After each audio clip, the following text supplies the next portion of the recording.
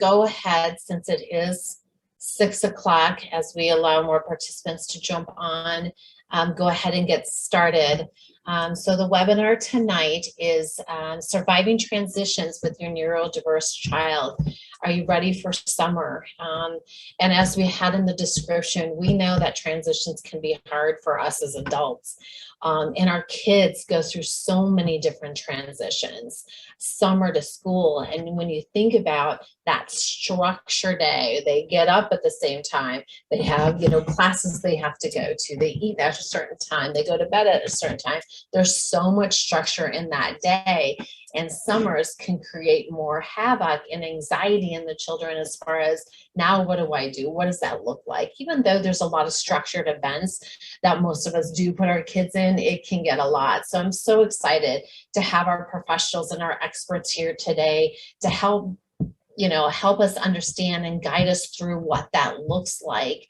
And one of the reasons that my husband and I created Guiding Bright Minds is to be able to connect parents to resources such as Dr. Lee and Kaini, who work day in and day out with parents, with families, with our neurodiverse children, and they specialize, because I know it can be difficult to figure out where to go to and what to do. So my name is Tiffany Feingold. So as I mentioned, I'm the co-founder of Guiding Bright Minds.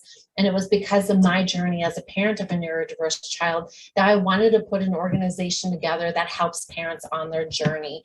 Our motto is, you're not alone. We understand sometimes you feel like you're in it alone. You don't know what to do, where to go to, where to look, who to turn to.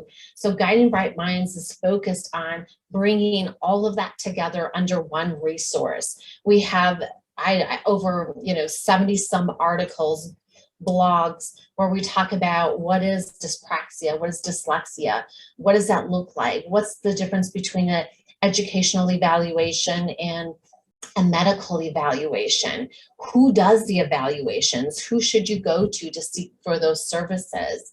What's the importance of getting a diagnosis, how to work with your schools, what's a 504 and an IEP plan, all those tools and resources to help guide you on your journey. And then we're building a network, a directory of professionals who work with neurodiverse children.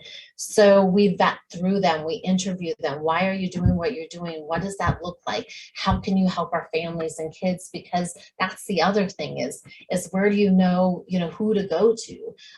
Versus trying so many different options. We want to help guide and lead you. We just launched 15 months ago, so I really would love to hear from you. If you go to guidingbrightminds.com, and I'll put some of the links in the chat so you have those. Join us. It's free for parents as a member. I'll send you articles and information. I'll let you know about events are happening. You'll see all the webinars that we have and have had, moving forward and have had in the past, just to stay connected. I run a monthly Zoom call for parents, so you can meet parents from all over the world who are struggling, and we just want to work together. I think that's been probably one of the most profound things, is meeting other parents who understand what I'm going through, where we can talk and collaborate, and they understand and get where I'm coming from in certain situations and circumstances that happen. And that's what we're trying to do with Guiding Bright Minds. So if you haven't had a chance to check us out, please do so. There's also a section in there for comments and questions. Love to hear for you. What other topics, what other experts do you want to hear from? What other tools and resources do you need to help you on that journey? That's all our mission and vision, and eventually hopefully get to impact legislation and education and helping employers understand what it means to hire neurodiverse adults and what that process looks like. So there's a lot we want to do for our community. So thank you for your support. I really appreciate it. Thank you for all you do, because I know that journey definitely has its peaks and valleys, and we want to go through that ride and figure out the best way to support you through those. Let me introduce you our wonderful panel. And I know in the advertisement it said there was 3, and I apologize. Corinne Turner Jacob was not able to join us tonight. We will do another presentation in which her expertise will come out, but we do have Dr. Meghan Lee with Horizon Neuropsychological Service and Kaini Gu, who's with the Center for Neurodiverse Learners. So let me introduce them. Dr. Meghan Lee earned her bachelor's degree from Colorado State University, both her master's and PhD from Auburn University. She furthered her education in neuropsychology through UC Berkeley Extension and Brigham Young University. Dr. Lee completed her doctoral internship at Utah State Hospital and residency fellowship at Children's Neuropsychological Services in Boston, during which time she specialized in pediatric neuropsychology. Throughout her training and career, Dr. Lee has gained impressive experience in neuropsychology across a variety of settings around the U.S., including hospitals, both acute and long-term care, private practices, correctional facilities, and university counseling centers. Although she has specialized in the pediatric population, Dr. Lee has worked with the adult and geriatric populations across a variety of settings. Deciding to return home to Colorado, she initiated Horizon Neuropsychological Services to help children, youth, and young adults achieve new heights in their development. In sum, Dr. Lee's breadth of experience throughout her clinical and educational work has led to a wide range of specialties and skills valuable in understanding the complexity of human behavior and development. At present, she is the owner of Horizon Neuropsychological Services with locations both in Littleton and Boulder. That's here in Colorado. Thank you, Dr. Lee. And then Kaini Gu is an educational therapist in private practice. She works with a wide range of populations on their academic, executive functioning, and social emotional challenges to help them achieve academic and professional success. Before Kaini moved to Colorado in 2021, starting her private practice, she taught high school and college students in Shanghai, China, middle school and high school students in Los Angeles and Boston. She has her master's degree in education from the University of Pennsylvania and is a professional level member of the Association of Educational Therapists. She is Orrin Gillingham trained and certified at the Academy Associate level and used to work at the Carroll School in Massachusetts, one of the handful of schools accredited by Orton Gillingham Academy in the US. She also has interned at SMARTS, a nationally recognized executive function training program. So thank you both for being here today, and I'm looking so forward to hearing this. So Dr. Lee, I will go ahead and turn it over to you. Thank you so much, Tiffany. I really appreciate it. Hi, everyone. Thank you so much for joining tonight. I'm going to go ahead and share my screen so that way you can see the PowerPoint presentation. So like Tiffany was saying, I am the owner of Horizon Neuropsychological Services with locations in both Littleton and Boulder in Colorado. We also offer in-home evaluations across the entire state, as well as telehealth services.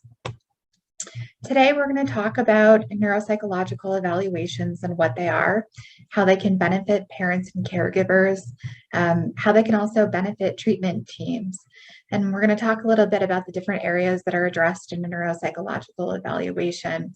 And then I will turn the presentation over to Kaini, who will then talk about her information. And then at the end, we can address questions. So what exactly is a neuropsychological evaluation? It's a pretty young field, relatively speaking, and so a lot of people don't know what it is. So a neuropsychological evaluation is kind of like a psychological evaluation, but extended to also look at neurocognitive functioning like language, visual spatial abilities, attention executive functioning, working memory. We also take a look at social emotional functioning, adaptive behavior, so how well a person can complete age-appropriate activities of daily living independently, like hygiene activities, doing chores, and then we look at psychological functioning as well, so anxiety, depression, all the big items like schizophrenia, OCD, bipolar disorder, all of that. We also can look at academic achievement testing upon request. So whether there's a learning disability in reading, writing, or math. And what that data tells us is, well, we take a look at all of that data, and that tells us how a person's brain is functioning and what that means for them in everyday life. So for example, and I'm just going to jump ahead really quick, there is a difference between a neuropsychologist and a neurologist, and that a neurologist looks at structural abnormalities with the brain. So if you take a look at a CT scan or an MRI scan, you can see physical changes in the brain. A neuropsychologist looks at functional abnormalities, meaning what is going on with the brain and how that impacts a person in their everyday life, at school, at work, at home, in social situations, during extracurricular activities. So we are trained to read MRIs, CT scans, things like that, but our tests are non-invasive and we can derive a lot of the same data as a neurologist can. So our tests are they seem random.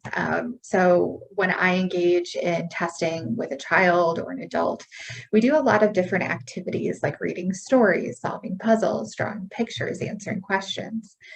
But research shows us that every single one of those tasks is associated with a different part of the brain. So I can figure out how the brain is working by administering those tests.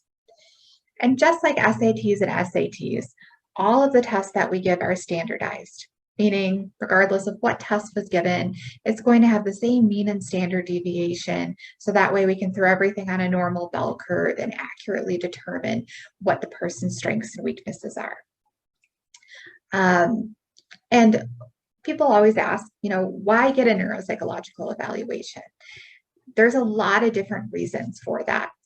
What I always tell parents is that if you feel like your child isn't developing appropriately in a certain way, or seems just a little bit off compared to their peers, whether it be socially, in terms of how quickly they can process information, pay attention, their learning is behind peers their age, there might be something else going on that might warrant a neuropsychological evaluation.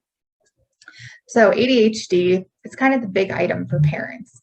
A lot of people want to come and see if their child has ADHD.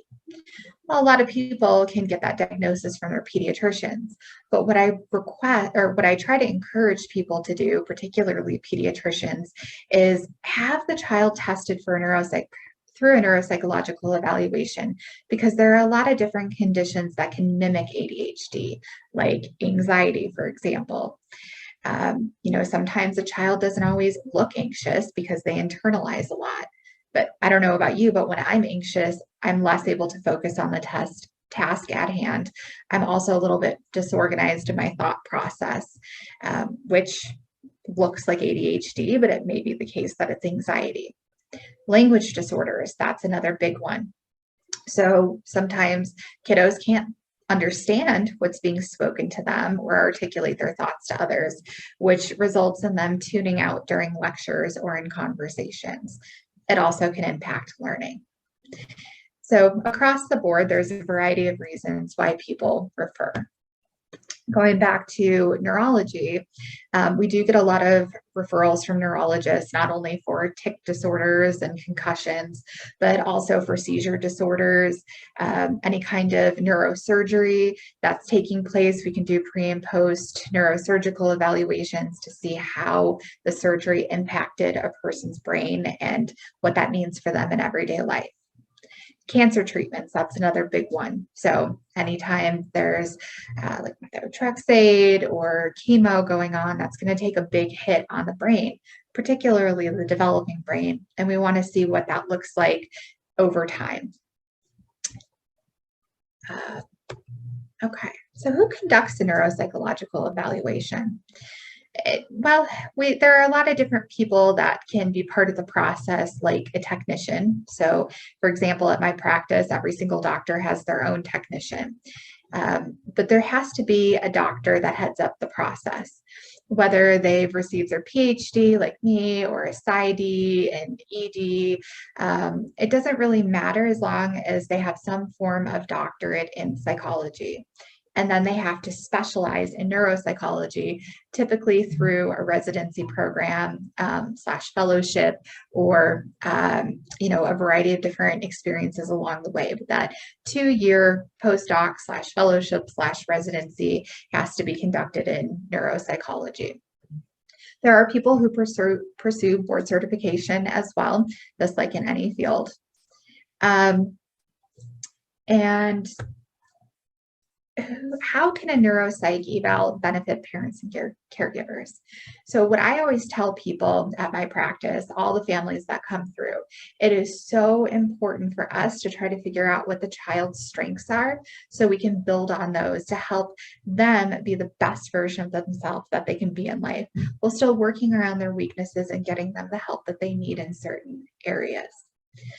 A lot of parents don't really, they know their child, but they don't really understand the ins and outs of their child in terms of their learning profile or how they think.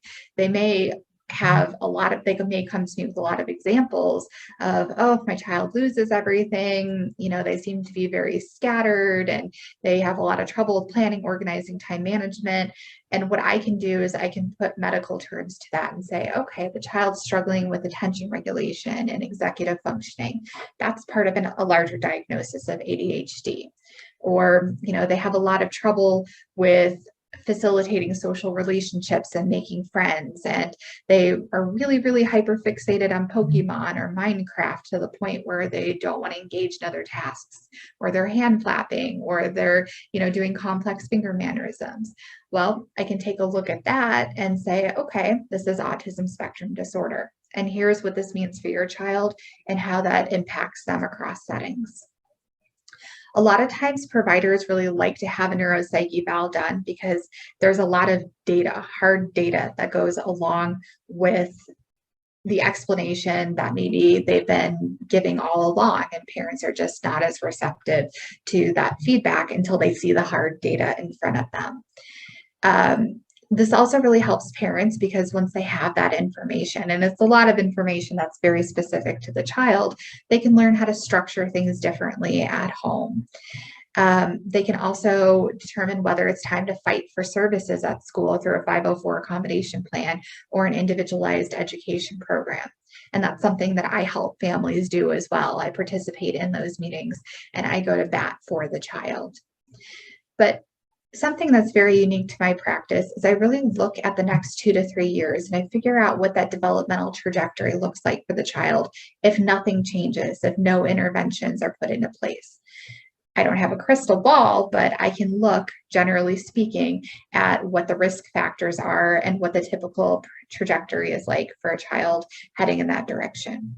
And then I can also look at how that developmental trajectory can be altered for the better. So areas of concern for parents, we're just going to run through, beginning with preschool, when you should ask your pediatrician about a neuropsych eval or just sign your child up for one. So age 1 to 3, that's a huge developmental area where they're learning how to master language, how to communicate with others, express themselves through language, interact with other family members and peers, and being able to tolerate their emotions, start to think symbolically. If there are any challenges with communication, whether it's understanding what others are saying to the child, or with them being able to articulate their thoughts to others, or use gestures to point at things, or variation of the affect of their emotions on their face, or eye contact, it's probably time to get your child in for an evaluation to rule out certain things like a language disorder or autism spectrum disorder or developmental coordination disorder if it's motor related. From age 4 to 5, parents are finally past the terrible 2s and the ironically named terrific 3s.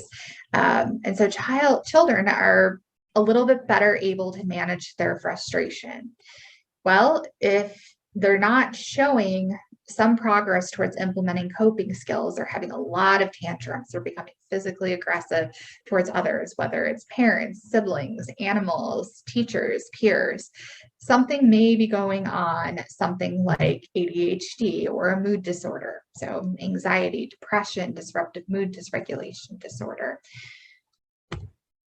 In elementary school, and just to go back, a lot of parents say, my kid's 4 years old. What do they have to be anxious or depressed about?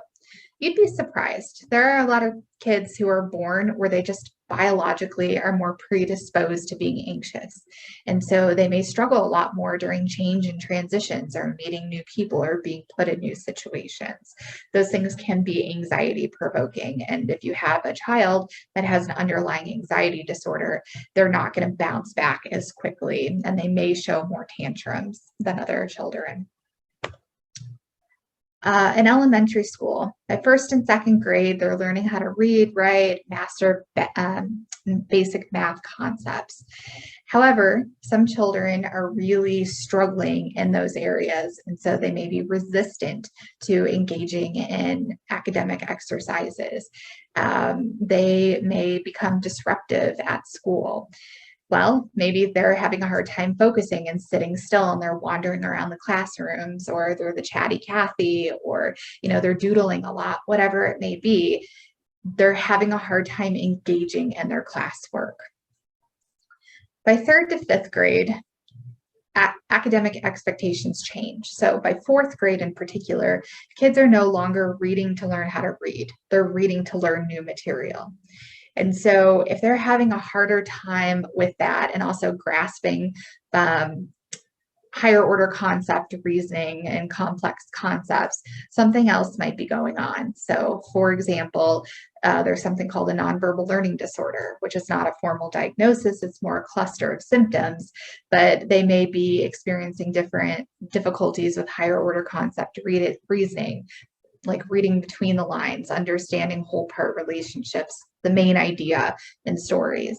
They may be struggling socially in math. They may be having trouble with graphomotor control and ADHD type symptoms. You take a look at that cluster of symptoms, that might be a nonverbal learning disorder. Middle school. Puberty is setting in. There's a lot of emotional ups and downs that are going on, coupled with the challenges of navigating social complex environments in middle school. So when that occurs, kids are, constantly being told no, or you're not good enough, or why aren't you trying hard enough, or, they're starting to focus on their body and fitting into different peer groups. And if they're getting a lot of negative feedback because of some challenges that maybe weren't picked up during elementary school because they were more on the mild end, well, you can see an increase in depression symptoms, anxiety symptoms, really reduced self-esteem, maybe some suicidal ideation or thoughts of self-harm, or I wish I had never been born, things like that. That continues on into high school, but there's a lot more expectations, not only academically, but also emotionally and socially. Kids are starting to navigate romantic relationships, which may have started in middle school, but really are blooming in high school. They're trying to plan for their future. There's ACTs, SATs, trying to get into colleges or figuring out work environments after they graduate. For a lot of them, they're just trying to survive, thinking about all the recent shootings that have occurred as well. I mean, there's just a lot going on in today's day and age that wasn't necessarily a problem a couple of decades ago. A lot of the mild challenges are really starting to arise in high school.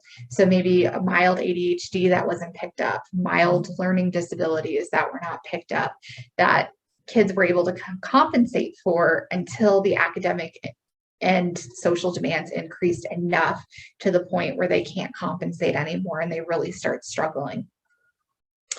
A lot of mild autism is also picked up around that time too, because of the social situations becoming even more complex at that time.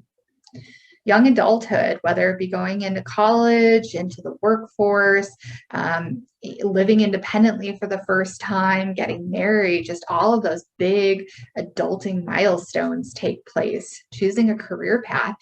These can be really debilitating milestones that people who have neurodevelopmental disorders fear and just stress out about a lot. They're worried about living independently and taking care of themselves. So with this can bring about a lot of anxiety, depression, people freezing that were previously excelling in a nice structured environment at home and at school. So those are all things as well that can be addressed in a neuropsych eval. A neuropsych eval can also really benefit providers in a variety of ways, help inform what type of psychotherapy model to use. So the difference between autism type therapies and like borderline personality disorder therapies, that's going to wildly vary. But also something as simple as the difference between OCPD and depression, that's going to vary as well. Different types of therapies as well might be clinically indicated, like occupational therapy, speech language therapy, physical therapy, executive functioning coaching, tutoring. All of these things are also going to be listed in my report. From a psychiatric perspective, helping inform medication intervention. And it may seem pretty intuitive for psychiatrists to be able to prescribe antidepressants for depression, but what if it's the case that the child has disruptive mood dysregulation disorder instead, where it's that persistent irritability and multiple explosive episodes per week, and the whole family just feels like they're walking on eggshells around the child. A mood stabilizer might be more appropriate in that moment. Also, people who are on the spectrum, they respond differently to medication intervention. So there might be some things that can come to light in the neuropsych eval that would help inform medication intervention in that way. Diagnostic clarification as well is a really, really big one, especially when you have a lot of comorbid or co-occurring diagnoses taking place. Oops. So when should providers refer? Well, when they suspect any kind of neurocognitive deficits in attention, executive functioning, language, whatever it may be, they should refer out to a neuropsychologist to really get a good understanding of what's going on. Anytime there's adaptive functioning challenges, okay, a kiddo with ADHD is not going to be the best with picking up their toys, brushing their teeth, things like that. But if you really start to see a massive decline in adaptive functioning, or if you see really, really, really low adaptive functioning beyond what would be expected for their age range and maybe mild depression, something to that effect, refer out for a neuropsych eval because it's probably indicative of something else. Like we talked about, anytime there's comorbid or co-occurring psychiatric conditions, when parents need to understand their child more, when the child needs services at school, anytime there needs to be DDS services, so Department of Developmental Disability Services. Anytime there's a brain or spinal cord injury, so something as simple as a concussion where symptoms last for more than 2 weeks, complex medical condition like we talked about. I even had somebody come in the other day who they were experiencing visual snow and it was getting worse over time. They went to an ophthalmologist. Ophthalmologist said everything checks out, go get a neuropsych eval done. That person was correct. I looked at the data. Something was off. I referred out for an MRI. As soon as the results came back, I called up the family and said, we need to get your child in for neurosurgery ASAP because there is a benign tumor that's, again, benign, but it's growing and it's causing a lot of problems because of the different pressure it's putting on various aspects of the brain. So I think we covered a lot of this, but areas that are included in a neuropsych eval. So we always do a IQ, take a look at language abilities, visual spatial abilities, or how the brain interprets visual stimuli in the environment. Attention and executive functioning. So how well a person can focus and then plan, organize, time manage. Memory, both short-term and long-term. Motor functions. So generally, mostly it's fine motor, but we also, through observation, look at gross motor functions. So that's important for MS, movement disorders, things like that. Academics, reading, writing, and math. Adaptive functioning, that's more through questionnaires filled out by parents, caregivers to figure out how the child is functioning at home and across settings. social functioning. So that's really big in terms of looking at social communication disorders like autism, social pragmatic communication disorder, and then of course, psychological functioning. All right, so I'm going to turn it over to Kaini to go over her information, and then at the end, we can go over any questions that people may have. Yeah, and I just wanted to jump in real quick. At the bottom of your screen, you'll see a Q&A section. I did put that in the chat too, and we already have a few questions coming in. But yes, we will allow for time at the end. So please put your Q&A in the Q&A section at the bottom of your screen. Thank you, Dr. Lee. All right, Kaini, over to you. Hi, everyone. Good evening or morning, wherever you are. Thanks for joining us. I'm Kaini Gu, and I'm an educational therapist in private practice. So as an educational therapist, I address all areas of learning. As we know, learning is very complex. There's academic skills like reading and writing math. There's executive function skills, and there's also the social emotional aspects. So I address whatever the child needs most. And a lot of times I start with a neuropsych report, the one like Dr. Meghan Lee would provide. It gives me a great roadmap, and especially, knowing what are some of the students' strengths, and start from there, build a lot of confidence before we tackle the more challenging tasks. So as Dr. Lee has mentioned, diagnoses like ADHD, executive function challenges, or autism, a lot of neurodiverse learners have EF challenges, and that's what I'll be focusing on today. So let me share my screen here.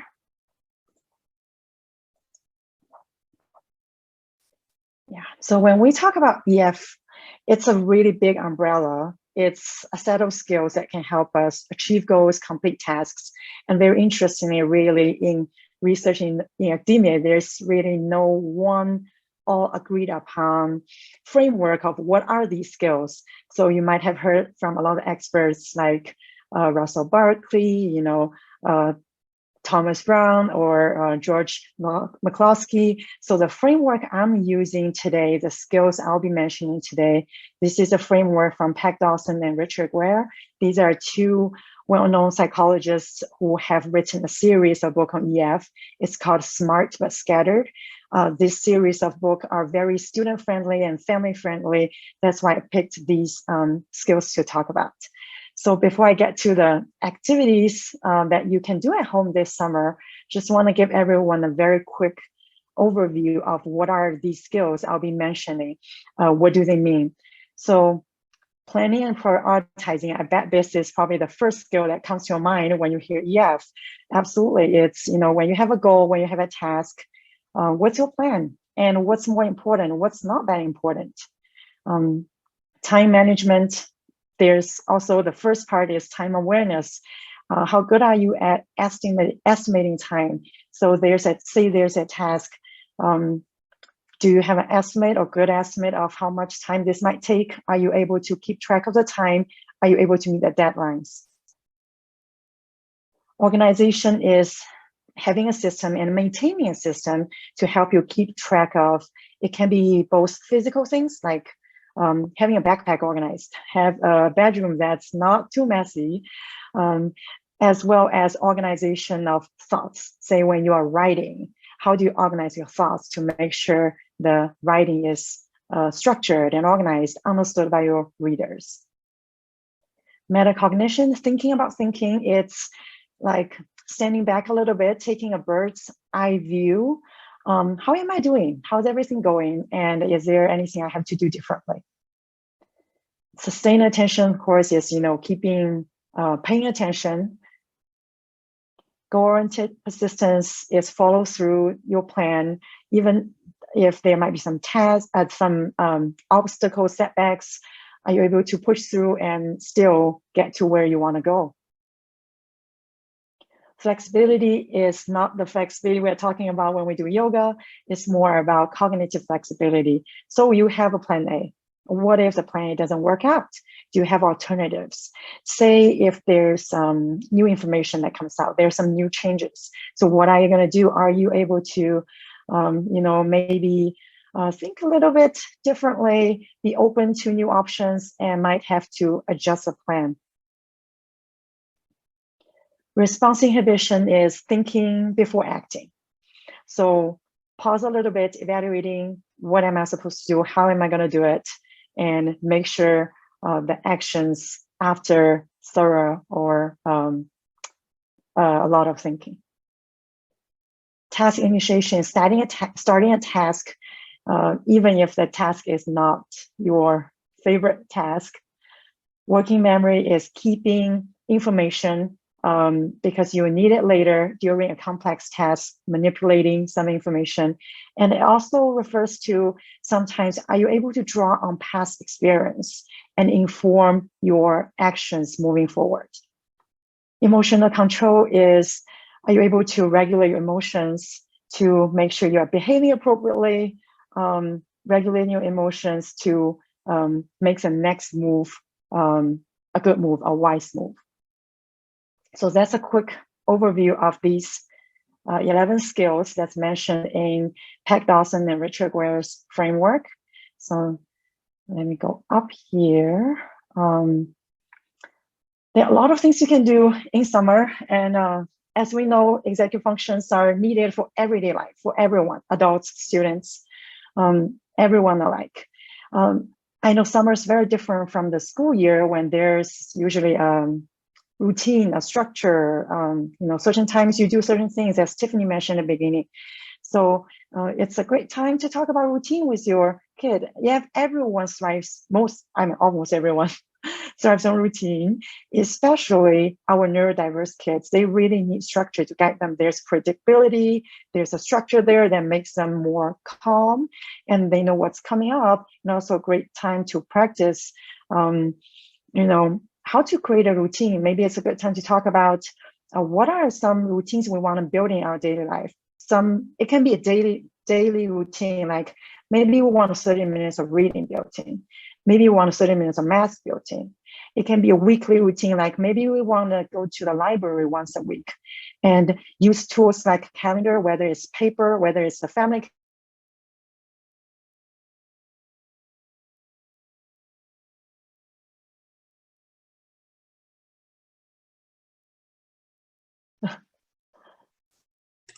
All right, let me go back to my screen. Can everyone see my screen? Okay, perfect. Yeah, sorry about the connection problem. We're talking about, tools like calendar, whether it's paper or digital. It's good time to practice it in summer. And maybe you want to try out some alarms. So for example, if your goal is to, say a lot of teenagers are prepping for SAT or prepping for other tests they need. If your goal is to do these prep, what are your plans? And how are you going to hold yourself accountable? Maybe it's have a caretaker holding you accountable. Maybe it's having a tutor. Maybe it's having a friend. And as we all know, things don't always go as planned. What if on your calendar, you have this camp and then you got an invitation from your best friend's birthday party or a sleepover you really want to go to? You get to look at, what are my priorities? Now there's change of plan. What am I going to do? What do I value more?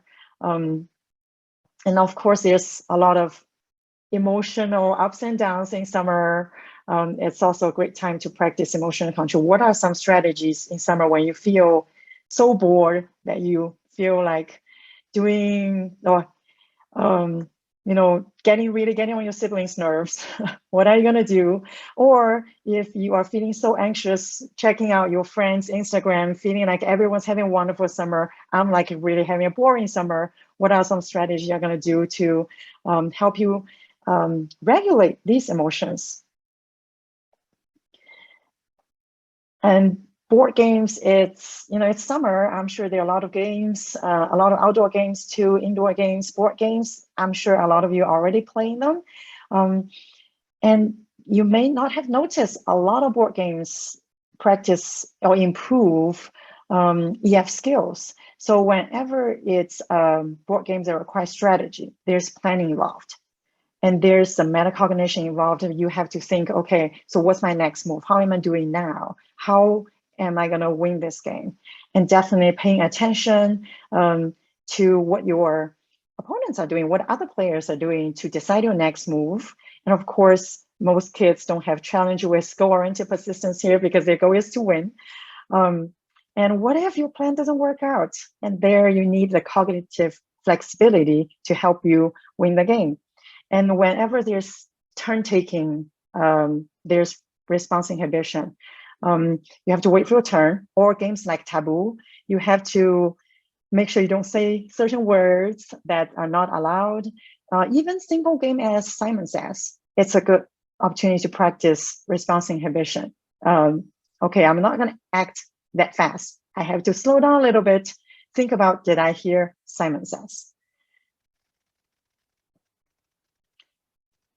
It doesn't have to be a really fancy board game. Even games like, you're very familiar with, like chess, Connect 4, Battleship, Apples to Apples, all of these can promote EF skills. And you might be thinking, well, yeah, we've been playing, but I don't feel like we are improving skills. So it's also good opportunity to talk to your student a little bit, maybe before the game, think about, okay, what's our plan? What's your strategy? What are we going to do? And point out, these are skills we're practicing. Or after, do a little bit, quick reflection that's promoting metacognition for sure. And in summer, there are a lot of family activities. Maybe there are some summer projects. These are very similar. As family activity, if your child is interested in planning, that'll be great. It doesn't have to be a whole trip. It can be, ice cream outing. It can be a picnic. A summer project doesn't have to be huge. It can be maybe organizing my closet, or it can be I want to make a board game, or it can be something like I want to help with a garden project at home, or I want to make this certain thing, or build certain things they're interested in. It's whatever they're interested in that will be great. And all of these activities would involve most of the EF skills I mentioned. And here's a great tool I want to introduce you. It's a get ready, do, done model from Sarah Ward. So this practice backward planning. We're going to start from the done part. So what does done look like? You don't have to write down words. You can even put pictures, say maybe pictures of delicious ice cream, maybe pictures of a cool, nice picnic outing, and then go back to the do part. So if we want to make this happen, what do we need to do? Maybe you are going to use Post-it notes. Maybe you can do it digitally, all kinds of form works. Maybe you need to earn some money if you are paying for the ice cream. Maybe you have to do chores to earn that money. Maybe you have to gather the materials, basket, throw, blankets, go grocery shopping, get ingredients, make sandwiches, stuff like that. And how much time is that going to take? Am I available? Do I need help? Then we go back to the get ready part. At the very beginning, in order to do these actionable steps, what do I need? Maybe in order to do this project, I need to make sure I have scissors, I have certain school supplies, materials. Or maybe in order to have this picnic go as I plan, I may have to send out invitations to friends. So I may have to draft texts or emails or even letters. So that's a get ready part, yes. When we plan, we go backwards, then we execute. When we execute, we go from get ready to do to done. And again, a lot of times things don't go exactly as we planned. So as we are doing the get ready part, you also want to think about what are some obstacles. Let's think about if the weather doesn't turn out to be that good, then maybe we are going to reschedule. Maybe we're just going to go to a more indoor place, still have this activity or outing. If I don't have enough money to buy ice cream for the whole family, maybe I'm going to ask my parents for help, or maybe I'm going to ask my siblings to contribute. So this is another tool you can use. As I mentioned, it can be on paper, can be digitally, it can be done with pictures with younger kids. It can be done with just Post-its at home. Maybe you have a piece of really big paper, just have Post-its there to do these different parts. And the last one, as the summer gets to the end, almost the beginning of school year, it's a great time to get ready for the new school, great time to do a little bit evaluation. So how did last year go? Is there anything that went really well? You're going to do the same, you're going to continue doing? What didn't go well? What are you going to do differently? And I know a lot of students are really into decorating their lockers, organizing their lockers, and some may not, but you may want to talk about, okay, the new school year is coming. What are some strategies you would practice this summer? Like, did we use certain alarms that work for you? Are we going to continue doing that? Or maybe, there's going to be a study area we're going to use for the new school year for homework. What does that study area look like? How do we organize that? That's organization of materials. And as the school year approaches, there's a lot of emotions again, right? There's a lot of worries, a lot of anxiety, especially if they are going to a new grade, a new school, say going to middle school, going to high school, or even college. What are some strategies we're going to use to regulate our emotions, to practice to practice emotional control skills? Yeah. So these are some activities you can do at home. And I want to remind parents that the part of the brain, prefrontal cortex, that's in charge of EF skills, is the latest. It's the last part of the brain that develops fully. So even for neurotypical people, it's around mid-20s. Then for neurodiverse people, it's going to be much later. So it's going to be a lot of support, a lot of practice, a lot of repetition. So be patient with yourself, be patient with your kids, and you are really the best teacher for your students. So model all the skills, even with your work project, or is your garden project, maybe with your kitchen project. Show your child what tools you are using. Think aloud. What are you doing? What are some challenges you have? And what are some strategies you try? Modeling. Yeah. And thanks. That's it for my part. We'll get to the Q&A part. Thank you so much. Thank you. A lot of great tools, tips, and things to help us out definitely through the summer. So appreciate that. One quick question for you, Kaini, that did came on. Are jigsaw puzzles part of the EF games? Oh, yeah, that's a great question. I think it really depends on the kid. Well, for some kids, they really just want to get it done. They look at some pieces together. Oh, yeah, they look like the same color. Let me put them together. And not noticing certain details, that's a great time to slow them down and think about, we are going to slow down a little bit. And also, self-monitoring and checking is part of EF skill. So going back, I know it's not the favorite task of anyone's, right? Going back to look at, do these two pieces really fit? And also, I think a good practice sometimes to practice part and whole. When we're doing jigsaw puzzle, we are looking at certain parts, but we also have to think about the whole picture. I would say most of the time it is good opportunity. And again, as I mentioned, it's a lot of kids benefit from we pointing out explicitly. We pointing out that these are skills we're practicing. And did you notice these skills are used everywhere? Did you notice these skills used in math homework? We are double checking for math homework, right? We have to go over the writing again or to listen back to it.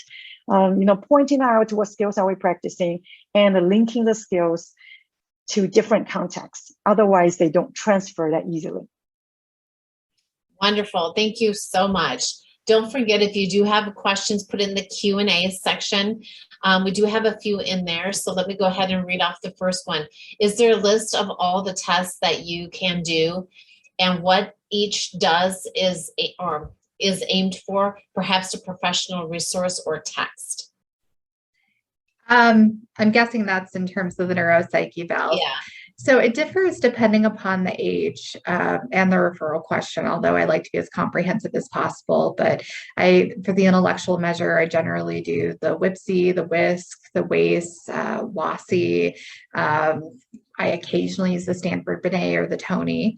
And then for language skills, I look at the Boston Naming Test, DCAF's Verbal Fluency, Automatized Series Task, the OWLS, the SELF.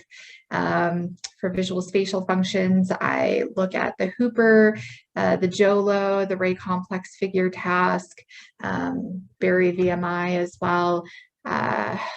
a lot of the NEPSI I use across the board. For attention and executive functioning, I use the Conners, the CPT, a lot of behavior rating scales like the Conners, the Brief. I also look at the DCAFs, the BADS, and then memory, it's either the RAML or the WIMS, depending upon the age. I use the SRS and the ADOS for social communication measures, the ABAS for adaptive functioning. I use the Wyatt or Woodcock-Johnson for academic achievement tests. For psychological stuff, I use the BASC, the MASC, the CDI, the MACI, the MCMI, and the MMPI, depending upon the age range. So is there a list, to I guess jump on that? I mean, with all of the ones that you just named, which is clearly a lot of tests, how, when someone's searching for psychologists, in the neuropsychological evaluation, how do we best understand all those tests? Does everyone do standard tests? Each one does it differently. How does a parent really know to dissect, to dive in, what should be the best approach for their child and what to ask for? Yeah, it's a great question. So a lot of hospitals, just due to limited amount of time and the demand, they take more of a revolving door approach where they look at just the diagnostic question, which I think is good and that can be very helpful in a lot of regards, but I feel like there's a lot of stuff that's missing. So they could go in and just look at executive functioning measures for ADHD, and then it turns out you're missing a language disorder. So I know a lot of people gravitate towards hospitals, which I think is great, but if you're really looking for that overall comprehensive picture, go towards more of a private practice where they have the time and the leeway to really look at the child. Right. Another question, ADHD presents differently in boys and girls. Does your testing evaluations help distinguish those differences and deliver a more accurate diagnosis and then develop a specific treatment plan? Yeah, that's a great question. There's not really good tests that look at gender differences, but a good clinical interview will take a look at that. So with females, they mask a lot better than boys do in a lot of occasions. So they can be looking at the professor and it looks like they're paying attention, but they're actually zoning out. Sometimes they will doodle. It's not always the case, but they're going to have more of that inattentive type presentation of ADHD. Again, not always the case, but there's a trend towards that. Whereas boys, they tend to be a little bit more external in their behaviors. They're looking around the room. They're climbing all over the chairs and whatnot. And sometimes they can be more aggressive in their behaviors. Behavioral dysregulation. Females tend to talk a lot more, so they might come across as very chatty. So, there are a lot of gender differences that can be seen in ADHD.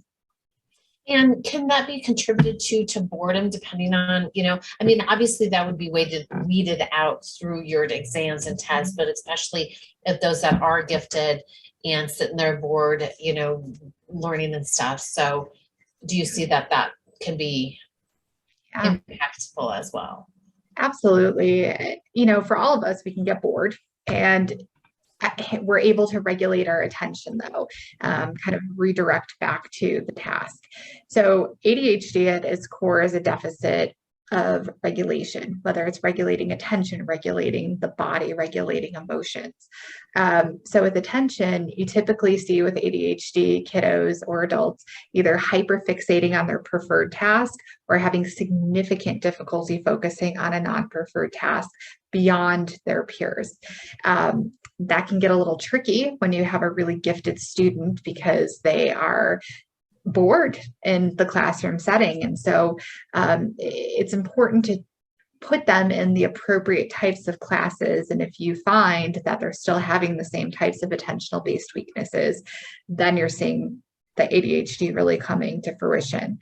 But you also, a lot of times too, with these gifted students, and not necessarily gifted, but you see it more often than, is that there's this procrastination cycle where they will procrastinate until it's the last minute. And then they will, because they're overachievers, they'll stay up, and it's at the cost of their health, their sleep, their, whatever it may be. They'll get it done and then they're exhausted and self-deprecating afterwards. And then those super, super high achievers, they'll try really hard to develop compensatory strategies, and will also develop this OCD style of, writing all these different lists and just hyper organizing everything in an effort to compensate for what they can't do naturally. Wonderful. We have 3 more questions, it looks like. What are some of the gifted behaviors that risk being confused with other diagnoses, and how does the neuropsych separate them out, such as ADHD? So how giftedness separates out from other diagnoses? Yeah. Autism is a big one, especially with more of that, what used to be called Asperger's disorder presentation, because there's a lot of giftedness that you typically see in the autism population. But you can have a very gifted child who's also very socially fluid. And so that's important to differentiate. Anxiety, Kaini, what do you think about this? What have you seen? Oops, sorry. I think for when it comes to diagnosis, I really trust the report that comes from you, a neuropsych report. Again, I mentioned it's a great roadmap. It's an awesome place to start with a lot of information. But as I'm working with the students, it's like piecing together puzzles all the time. If I notice anything that's not in the report, or anything that's out of the norm compared to the peers, I usually reach out to a neuropsychologist, like reach out back to you and ask you, these are the things I've observed, and what do you think? Yeah. Okay, so this does fall on me. I would say Asperger's / autism. ADHD is another big one, because people tend to hyperfixate on their preferred interests, and then they can really follow that, and then just become very, very knowledgeable about a certain subject. Those are the 2 big ones that come to mind, but there's a lot of comorbidities with giftedness, like anxiety, depression, because of the pressures that are on the person, the pressures to succeed that either their parents place on them, which is a big one, or pressures they place on themselves. Yeah. Do you test for all of these areas in one test? Does the parent specify the different areas, and how long does the test take to complete? We had another question, so I know we're at 6:58. We have a couple more questions in the queue. Okay, I'll answer quickly. Testing generally takes 3 to 4 hours if they do, and they test all areas except for academic achievement testing, so reading, writing, and math. If they want to have that done, that's an extra couple of hours, and then we take a lunch break. Now, the next 2 kind of are combined similarly in a way, but do you know of any resources in Casey, Missouri, Kansas City, Missouri, area that can perform this type of test? So it kind of couples with the next question: who do I go to first? A general practitioner? What questions do I ask the doctor? What can the person income assistance do to have their child diagnosed financially? What do the schools do? So regardless of area, I think that's a great segue into both of those, of where should a parent go to, who do they go to, what should they look for? Yeah, so that one slide that I had all of the red flags for parents to keep an eye on, those would be great concerns to go to their pediatrician with and say, hey, I'm noticing these things. Is it okay if I get a neuropsych eval done? And then they can send in the referral, or they can refer somebody. You don't need that, though. You can also just Google neuropsychologists in your area and get some referrals. A lot of neuropsychologists will accept insurance. Some won't, and they're private pay. So, and I know that those can be really expensive, up to $4,000, $5,000, depending upon the state. But I accept insurance. So, Yeah, and a lot of them, there's Medicare waivers or Medicaid that's taken. And would you suggest, especially depending on where financially, because of the cost in so many of them, is to definitely, and depending on each state is different, is to do a thorough evaluation through the school to get kind of the baseline of what that looks like, and then maybe work with schools. And I know there could be varying, because they don't do all the tests, but what should that first layer be of getting that process started? I'm probably going to make some enemies by saying this, but I'm a little bit jaded in terms of the quality of reports that are coming out of school systems. And it's not always the case, but it's, there are some really great school psychologists. There are some ones that are just, they're very driven by the school's funding. And I've seen that alter the results, unfortunately. So, and they're also looking for educational diagnoses rather than actual medical diagnoses. They can't diagnose. They can only give an educational diagnosis of how it impacts the child in an academic setting. It's not going to give that overall comprehensive picture of the child, only taking a look at the child in school. So I would always suggest an outside evaluation. Okay. And what age do you generally test for comorbidity for ADHD and ASD? What would you suggest? You start to see evidence of it really early in toddlerhood. I test personally 3 and up. We have adult neuropsychologists with a practice that test all the way to age 99. Really, it's across the lifespan. Okay. Well, I know we're a little over at 7 o'clock. I appreciate all of that information. Just to remind everyone, I am going to send out a copy of the recording. I am going to send out a copy of the presentation, and I'm going to send out a copy of the document that Kaini sent out as well, and some of those tools and resources. And Kaini, I know you had links. Are those links on there so they can get to some of those practical suggestions in that transition and what that should look like, and those resources, because you went through actually a lot of different things that they can do through that transition. So we'll be sending that out as well, correct? Yeah, absolutely. The hyperlink here work. And I noticed this question about what practical things you can do right now. So maybe, start talking with your child. What do you want your summer to look like? It's important to get their buy-in.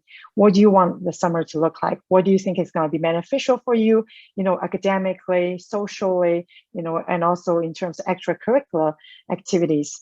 And we can maybe sit down with a, calendar or whatever planner, whatever tool your child uses, or you can introduce a tool you are using, try it out, different tools, put it down on a calendar.